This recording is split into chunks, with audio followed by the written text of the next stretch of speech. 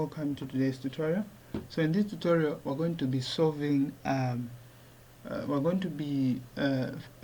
the derivatives of the given functions using the definition, and then apart from that we've also been asked to find the values of the derivatives as specified.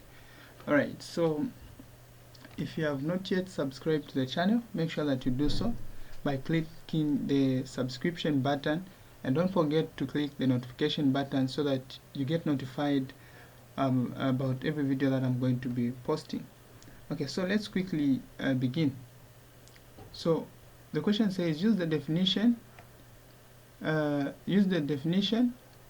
calculate the derivatives of the functions in exercise 1 to 6. So this is exercise 3.2 from Thomas Calculus textbook. Then find the values of the derivatives as specified. So the first question here is what I'm going to start with. So I'll first start by introducing the definition. So the definition states that let's say if we are finding f prime, let me use f prime, not dy dx. For finding f prime of x is given by finding the limit of f of x plus h, then minus f of x as h is approaching 0, and everything divided by h. So we first start by finding f of x plus h. What this means is that you replace x plus h in this function. While there is x, we're going to put x plus h. And then while there's f of x here, we're just going to put the whole function. So let us find that. So f prime of x will be found by finding the limit as h approaches 0. So f of x plus h. If we've been given this function and then we've been told to find f of 1, f of 1 means we put 1 while there's x. But in this case, they're asking us to find f of x plus h, meaning while there's x, I'm going to put x plus h. So I'm going to have a function which is just going to be 4 minus, while there's x, I'm putting x plus h. Then of course this is squared, so I'm going to square that part, and then we say minus f of x will simply just be the same function, which is I'm going to replace it. So when replacing, always make sure that you put the brackets. So we're going to have 4 minus x squared. Then we're dividing everything by h. Sorry for that. So we're dividing everything by h. Okay, so over h. So alright, so what we do here is that let us first simplify what we have on the numerator there. So when you simplify that, so for the sake of time I'll leave this limit and then I'll come and write it at the end, but you shouldn't leave it at every step. Okay, so we're going to have 4 minus, when you simplify this expression there, we'll have x squared plus 2xh plus h squared. Then we say minus 4, then plus x squared. So you can see that this minus 4 and this 4 will cancel. So we're saying everything divided by h. And of course, if you simplify this, you discover that even this x squared will also cancel with that x squared. So this side we still have the limit as h approaches 0. So 4 minus 4 is 0. Even this negative x squared and x squared will come and cancel. So meaning the only thing that we're going to remain with is simply just going to be the limit as h approaches 0 of we have a minus outside there. So that minus, the limit, so that minus, I'll write it there. Then we say open brackets, and then in brackets we're just remaining with 2xh. But if you want, you can first distribute the negative to everything in the brackets. when you do that, you discover that this will become negative x, and it will come and cancel with that. Yeah, so you have negative 2x plus h, and then you have plus h squared, and then everything over h. So h can go into that and that, or if you want, you can first factorize h so that you see how it's going to be cancelling. So we have this is equal to, so when you factorize h, we're going to have negative h outside, and then in brackets we remain with 2x, then plus h, everything divided by h. So this h and that h will cancel, and of course you don't have to leave the limit as h approaches 0. So this part will be, so let's say we still find in the limit as h approaches 0 of the remaining function. So the function that we've remained with after cancelling the h and that h is just 2x. Of course there's a negative outside. It's just 2x plus h. So what this means is that we're going to replace 0 where there's h there. So when we put 0 there, you're going to remain with negative 2x plus 0, which will simply just give you negative 2x as the answer. Therefore, f prime of x is just equal to negative 2. So f prime of x is simply just equal to negative 2. So now to find these other parts, the specified points, so we are going to replace negative 3 in the f prime of x. So to find f prime of negative 3, we're going to replace, while there's x there, I'm going to put negative 3. So I'm going to have negative 2, and then I put negative 3 there. So when I multiply the 2, I'm getting 6 as my answer. So same applies to f prime of 0. We're also going to put 0 where there's x, and this will give us negative 2. We're multiplying it by 0, which will still give us 0. Then when you put 1 to find f prime of 1, the answer will simply just be equal to, we put 1 where there's x in this function, which gives us negative 2 as the answer. So we're done with the first question there. Let us move on to the next question. Okay, so that is the first question. Let's move on to the next one. So we're also going to use the same definition, which is to find f prime of x, we have to find the limit as h approaches 0 of f of x plus h minus f of x, everything over h. So we just replaced x plus h where there's x. So where there's x there, we're going to put x plus h, and then we write the function. So this is just going to be equal to finding the limit of h, as h approaches 0 of, so why there is x in this expression, I'm putting x plus h. So I'm going to put x plus h there. Then we have that minus 1, and then everything here is squared according to this expression, and then we say plus 1. Then we say minus f of x. So my f of x in this case is just the L function. So I'm going to put the L function.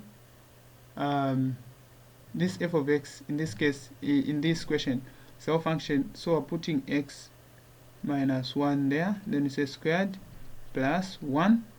Of course, since we are replacing, everything has to be in brackets. And then what else is remaining? Okay, so this is our f of x.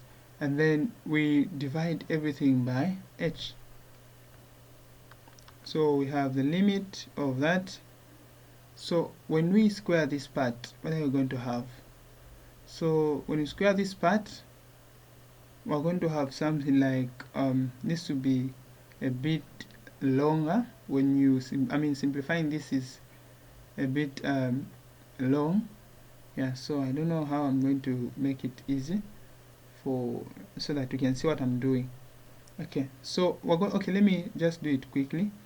So you can see that this positive 1, and when we open the brackets, negative times this one, this will be negative 1. So positive 1 and negative 1 will go. Yeah, they will go. So meaning what will just remain with is just the limit as h approaches 0 of, yeah, so just this part. When you simplify this part, we're going to have okay, let me do it this way: x plus h squared, then x plus h squared, then we say negative 2 x plus h, then plus 1, then we say minus x minus 1 squared. So this is what we're going to remain with. So I've just simplified this part, which can also be simplified further by expanding this. So we are going to have, and then we're saying everything is supposed to be over h. Okay, so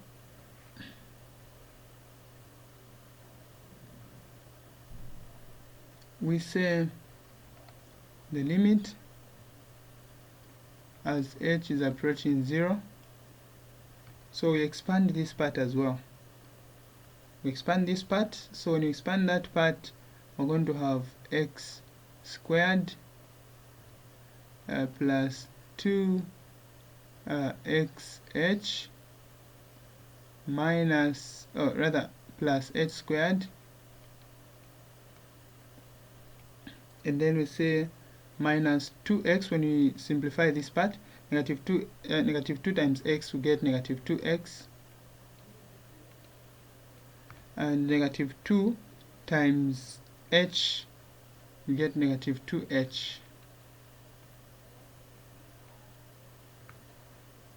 Okay, then we have plus 1 there,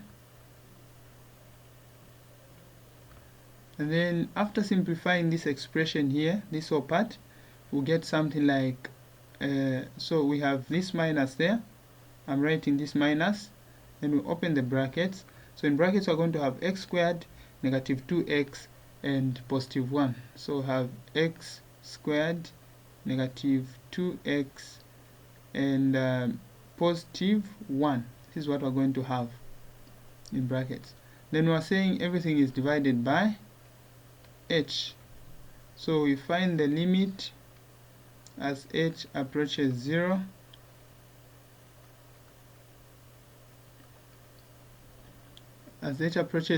of we can see that, okay, let me just open the brackets this side. Okay, so we have x squared, have this x squared, and then we also have plus 2xh, then we have plus h squared, then we have negative 2x, then we have negative 2h, then we have plus 1, then we have negative x squared, then negative times negative 2x, we have positive 2x, the negative times 1, we have negative 1, and then everything divided by h. Okay, so when you check, you can see that x squared and negative x squared will cancel. Then we also have but I left something, this one here. Have I written it somewhere? Okay, it's there. We have this positive 1 and this negative 1 will go. So just remain with so we're going to remain with something like this. Okay, even this one, negative 2x and positive 2x will go.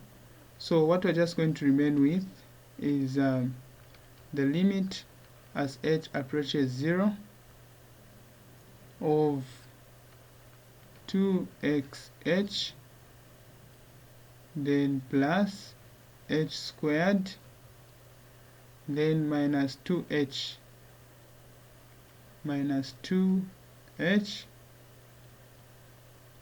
then everything divided by h. This is what we're going to remain with. So this h can be factorized. So when you factorize h, we're going to remain with the limit as h approaches 0 of h.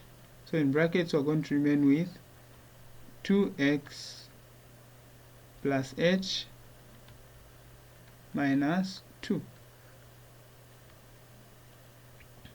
Yes, so, and then everything is being divided by this h. So we can see that this h and that h will cancel. So what we just remain with is the limit as h approaches 0 of 2x minus 2. So, and then there's also plus h rather. Then when you replace 0 where there's h, when you put 0 there where there's h, the answer will simply just remain as, so meaning f prime of x. So f prime of x, of course this f is a capital letter F.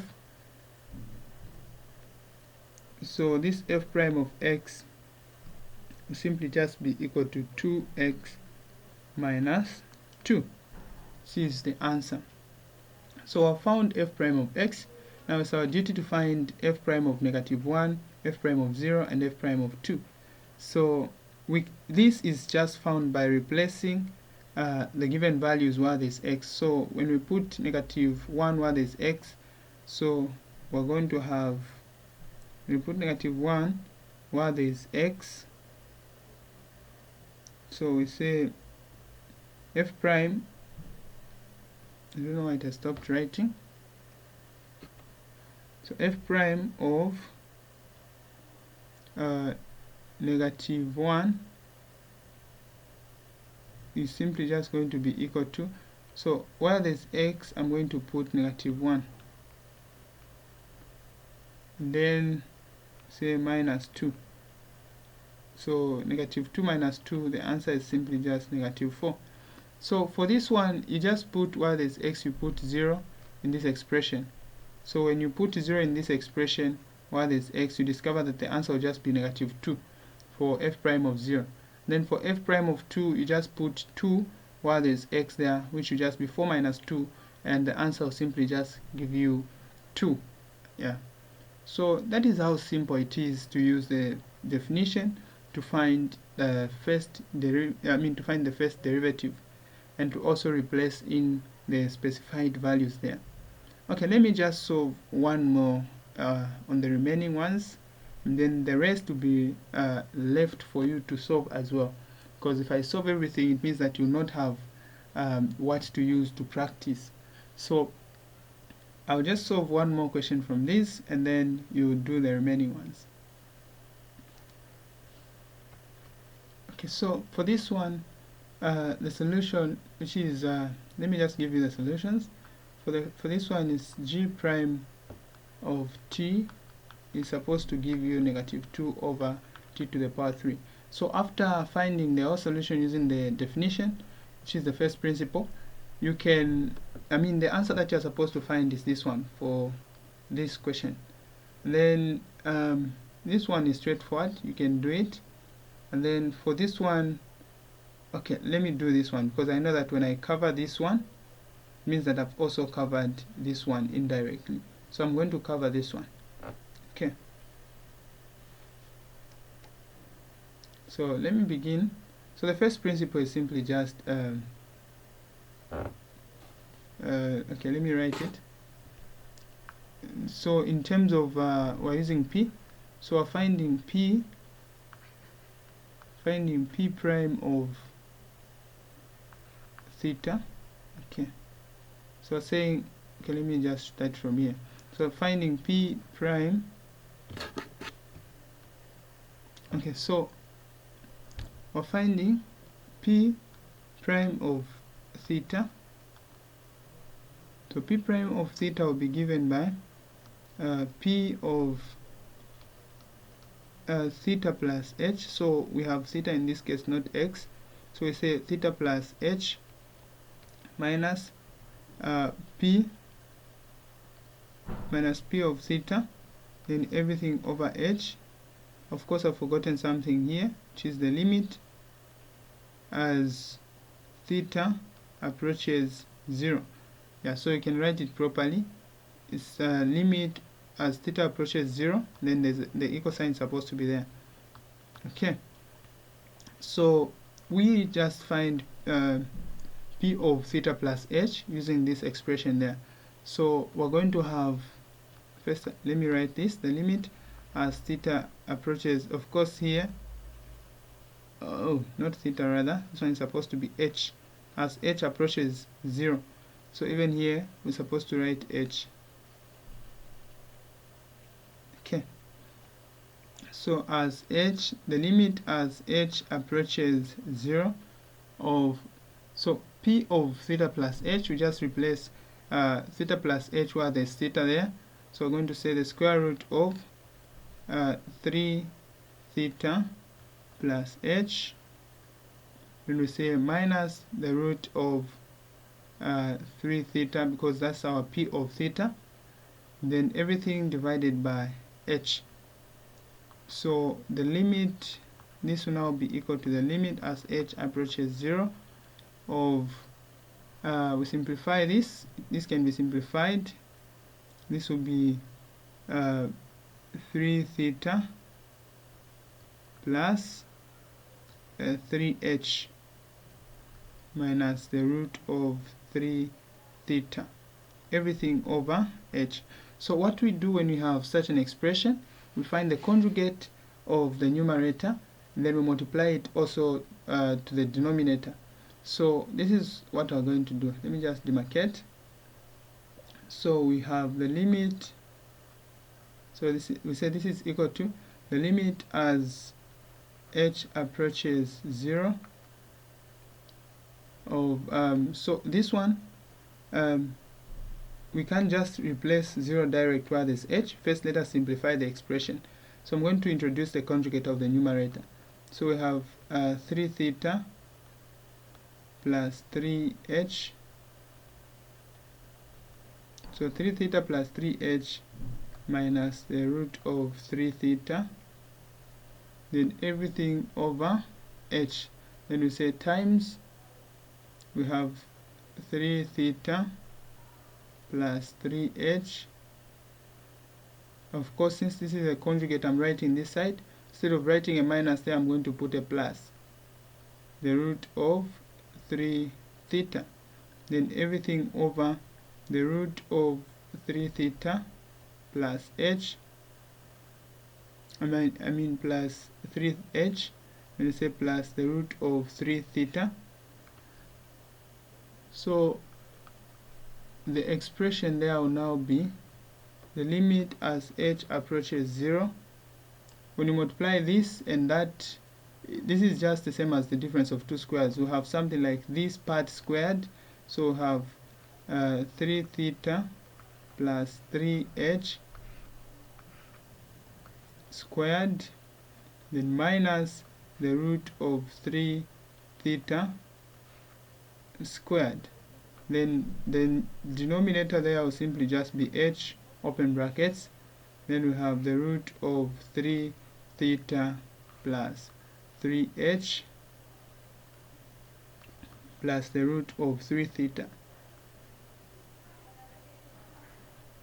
Okay, so what we have here will now be, so this one here, when we square it, we're just going to remain with 3 theta plus 3h as h approaches 0. So we're going to remain with 3 theta on top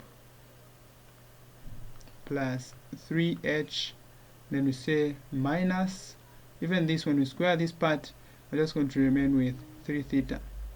Then everything divided by h, open brackets, the root of 3 theta plus 3h, then plus the root of 3 theta. So you can see that this 3 theta and that 3 theta will cancel. So what we're just going to remain with is the limit as h approaches 0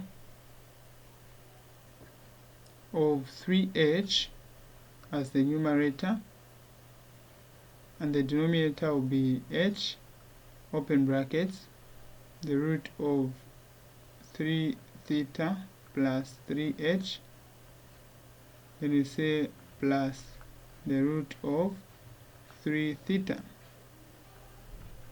So you can see that this h and that h cancel.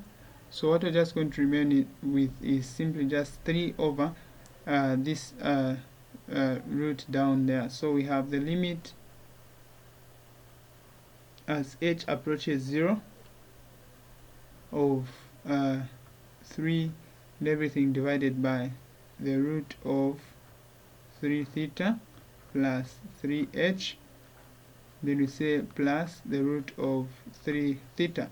So here to finalize the whole expression, we just replace 0 where there's h. So when you put 0 where there's h, this will be 3 times 0, which will be 0. Then we're just going to remain with the root of 3 theta plus the root of 3 theta, which will give us the final answer to be 3 over 2 root 3 theta. So this is the final answer. So when you put a 0 here, you are going to remain with root 3 theta plus root 3 theta, which will give you 2 root 3 theta. So this is the final answer to this expression.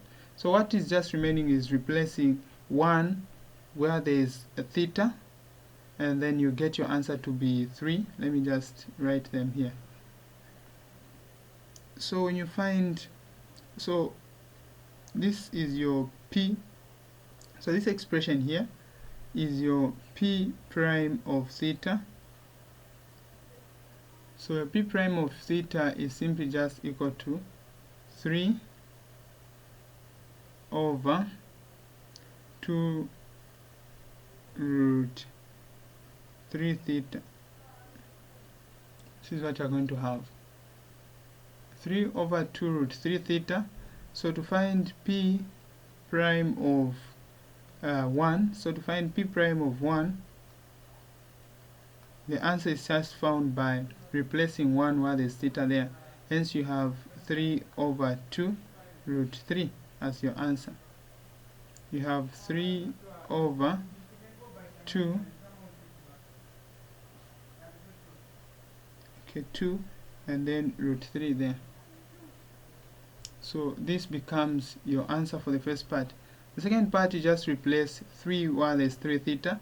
So this will be 3 times 3, which will be 9, and then the square root of 9 will be 3. So meaning the final answer should be something like 1 over 2.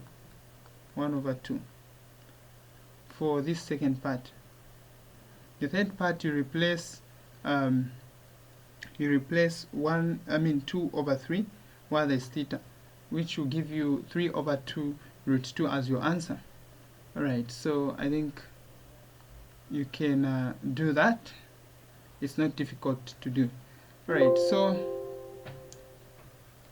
thank you very much for watching today's tutorial, and make sure that you don't forget to subscribe to the channel and also click the notification button so that you don't miss out the videos that I'll be posting. My name is Harmtedy. Shalom, shalom.